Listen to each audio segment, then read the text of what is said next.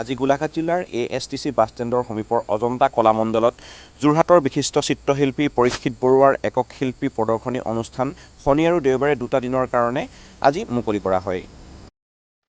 উল্লেখ্য যে পৰীক্ষিত দত্ত কেৱল যোৰহাট জিলাৰ চিনাকি নাম নহয়, বৰ্তমান সময়ত ৰাষ্ট্ৰীয় আন্তঃৰাষ্ট্ৰীয় পৰ্যায়ত তেখেতৰ নাম উজ্বলাবলৈ সক্ষম হৈছে। পৰীক্ষিত বৰুৱাই সৰুৰে পৰা চিত্ৰকলাৰ প্ৰতি আগ্ৰহী মনটো লৈ আগবাঢ়ি আহিছে।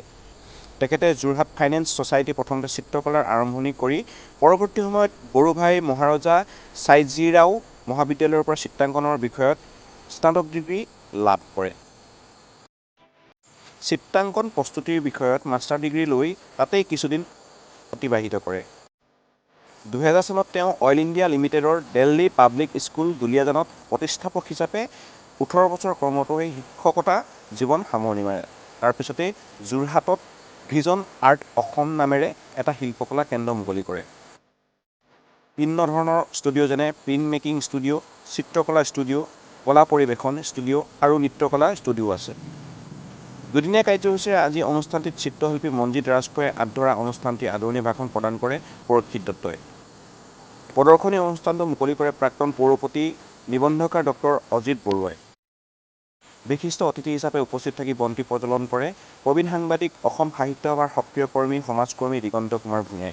চিত্ৰশিল্পী পৰেশ বৰুৱা আদিয়ে শুভেচ্ছামূলক মন্তব্য আগবঢ়ায়।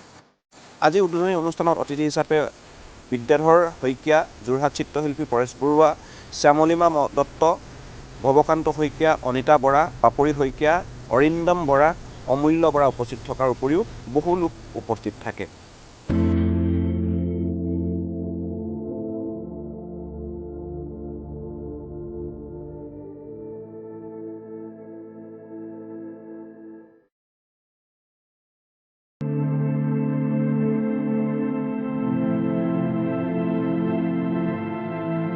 গোলাঘাটৰ পৰা মেঘালী শইকীয়াৰ সহযোগত খবৰ গোলাঘাট।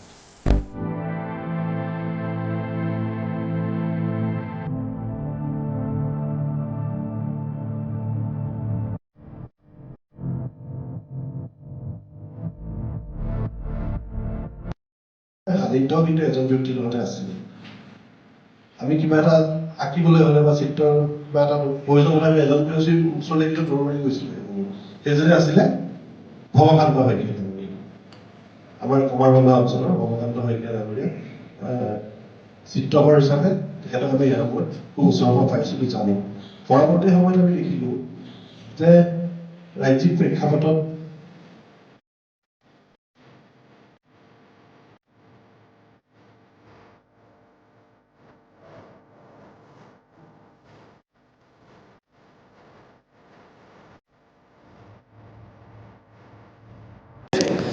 গোলাঘাট কলা পত্ৰিকাই বিভিন্ন সময়ত আজি 10 বছৰে বিভিন্ন সময়ত বহু বিশিষ্ট চিত্ৰশিল্পীৰ প্ৰদৰ্শনী কৰাৰ লগতে আমাৰ স্থানীয় ছাত্ৰ ছাত্ৰী তথা শিল্পীসকলৰ প্ৰদৰ্শনী আমি আয়োজন কৰি আহিছিলোঁ।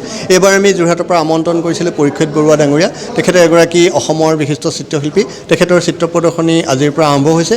অহা দুদিন এই প্ৰদৰ্শনী থাকিব আৰু অগত সময়তো আমি এই কলা পত্ৰিকাৰ যোগেদি বিভিন্ন চিত্ৰ প্ৰদৰ্শনীৰ এটা পৰিকল্পনা কৰিছোঁ। তাত আটাইৰে আমি সহযোগ আৰু উপস্থিতি কামনা কৰিছোঁ।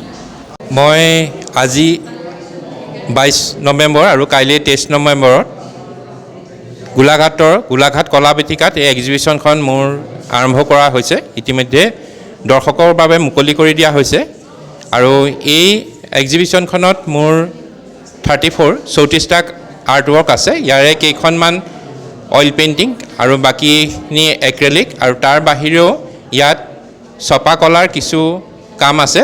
Woodcut, ভিস্কোচিটি, linocut, এটছিং, dry point, would engraving, চেৰিগ্ৰাফী আদি বিভিন্ন মিডিয়াৰ কাম কিছুমান মোৰ ইয়াত ৰখা হৈছে আৰু মই একদম সৰুৰে পৰাই মই চিত্ৰভাষাৰ লগত জড়িত হৈ আছোঁ আৰু যোৰহাট ফাইনেন্স ছ'চাইটিত প্ৰথম মোৰ চিত্ৰকলা আৰম্ভ কৰি তাৰ পৰৱৰ্তী সময়ত মই বৰোদাৰ মহাৰাজা চায়াজিৰাও ইউনিভাৰ্চিটিৰ পৰা স্নাতক পেইণ্টিং বিষয়ত আৰু তাৰ পাছত মই মাষ্টাৰ ডিগ্ৰী স্নাতকোত্তৰ প্ৰিণ্ট মেকিং বিষয়, সেইটো গ্ৰাফিক্স আৰ্ট বুলি কয়, তাত মই লৈ তাতে অলপ দিন থাকিলোঁ আৰু পৰৱৰ্তী সময়ত মই 2000 চনত অইল ইণ্ডিয়া লিমিটেডৰ দিল্লী পাব্লিক স্কুল দুলীয়াজান তাৰ ফাউণ্ডাৰ টিচাৰ হিচাপে মই জইন কৰোঁ আৰু 18 বছৰ তাত চাকৰি কৰাৰ পাছত মই চাকৰি বাদ দি যোৰহাটত এটা শিল্পকলাৰ কেন্দ্ৰ স্থাপন কৰিছোঁ ভিজন আৰ্ট অসম, য'ত